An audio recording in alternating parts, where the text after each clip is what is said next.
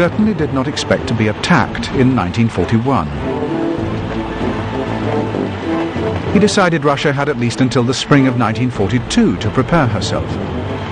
His explosive denials of all contrary information was so fierce that vital intelligence concerning German preparations was kept from him by subordinates fearful of the violence of his temper. As the German build-up towards Operation Barbarossa continued, Stalin's attempts to pacify Hitler grew more desperate.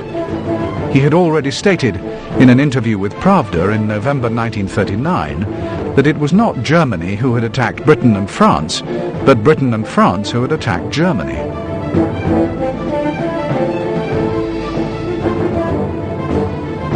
Stalin now forbade any criticism of Germany to be printed in the newspapers.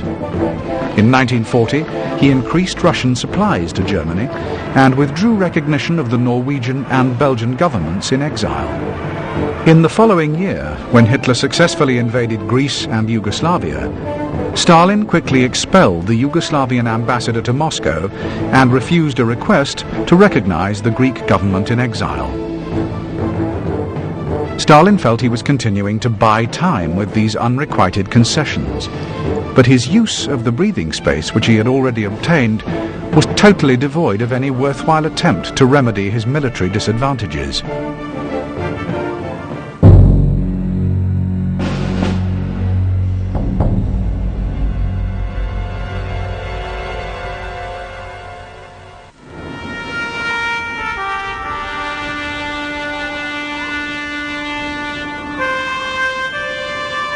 The main Russian force charged with defending Leningrad was the Northwest Front under Kuznetsov.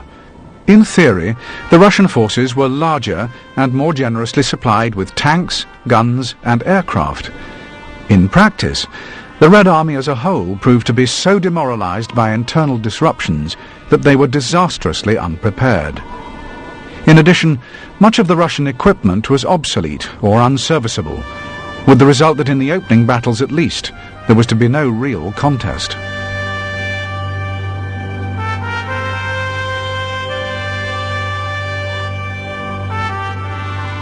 As a result of Stalin's purges, the Soviet forces were less than equal to the task of combating a highly professional, well-organized army which was accustomed to success on the battlefield.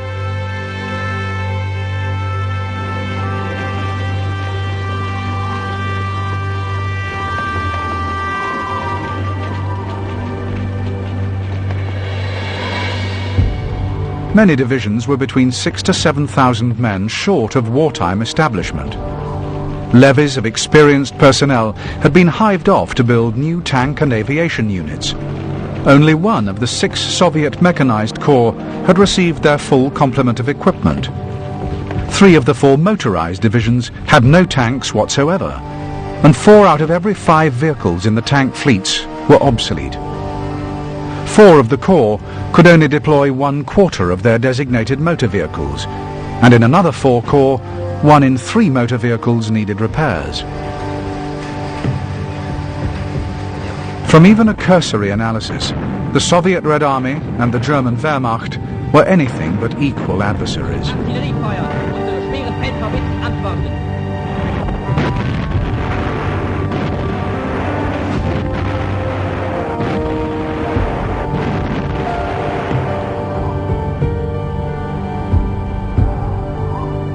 In the western part of Russia, the Red Army consisted of about 5 million men, with 1 million in the Leningrad sector.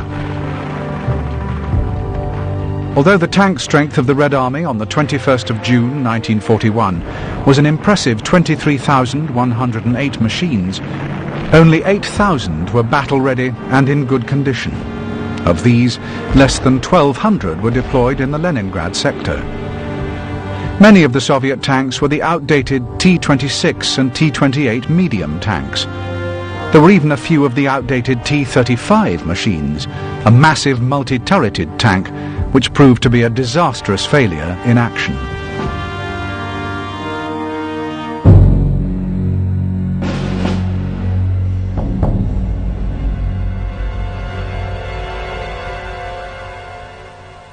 In In June 1941, the time of the German attack, Army Group North was commanded by Field Marshal Ritter von Lieb and was composed of two subsidiary armies, the 16th Army, initially commanded by Field Marshal Busch, and the 18th Army, commanded by General von Kuchler. For the initial thrust into Russia under the Barbarossa Directive, Army Group North enjoyed the support of a powerful tank force, designed as Panzer Group 4 under the leadership of General Höppner. For air support, Army Group North could call upon Luftflotte 1, commanded by General Keller. The Stukas of Luftflotte 1 were to provide the flying artillery for the lightning attack of the 22nd of June. Naval support was available from the powerful Battle Group North under the command of Admiral Karls, who set about planning the campaign with his senior commanders.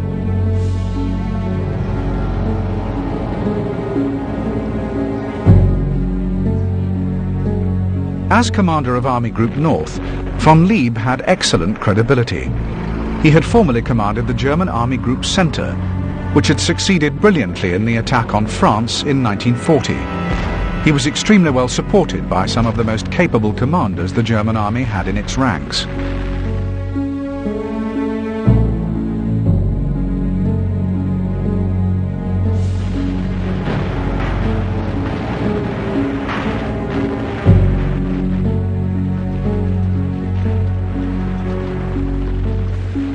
As the German officers could draw on the experiences of the war in Poland, France, Norway and the Balkans, the quality of their commanders was always likely to be superior to that of the Russians.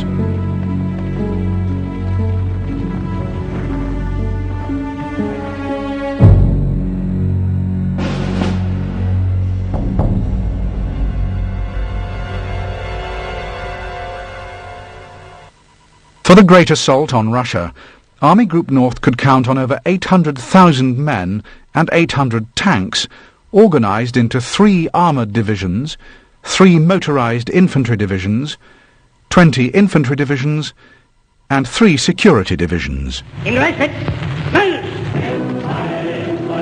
Army Group North was by no means the armoured juggernaut of popular mythology. 4/5 of the soldiers had to walk into battle, like the soldiers of Napoleon over a century earlier.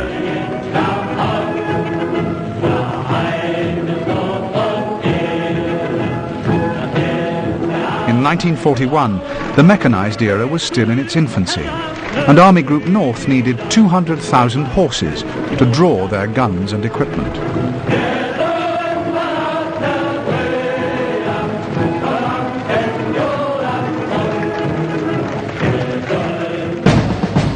The Army Group could deploy 1,200 guns. In terms of tanks and aircraft, Army Group North could boast 600 tanks and 430 aircraft, most of them superior to the Russian tanks, and all of them in better condition. Army Group North tends to be treated in some respects as the poor relation compared to Army Group South and Army Group Centre. But initially, although there were fewer formations of Army Group North, they actually achieved their initial objectives with great skill and speed.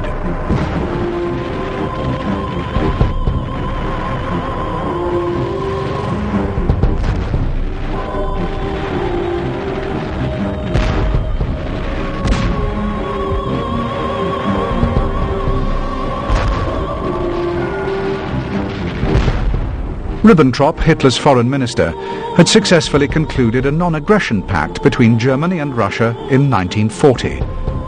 Nevertheless, Stalin was wise enough to remain wary of his sinister neighbours to the west. Stalin's overall military strategy required the expansion of Soviet territory to create a deep barrier of Russian-held territory between the Soviet Union and Nazi Germany. It was this consideration which had led Stalin to collaborate with Hitler in the invasion of Poland. Ironically, the secret negotiations instigated by Germany had also granted Stalin the free hand in the Baltic and Finland, which had precipitated the Winter War which the Finns were now so keen to avenge. From behind this defensive wall, Stalin planned to allow the Western Allies and Germany to fight a mutually destructive war in the West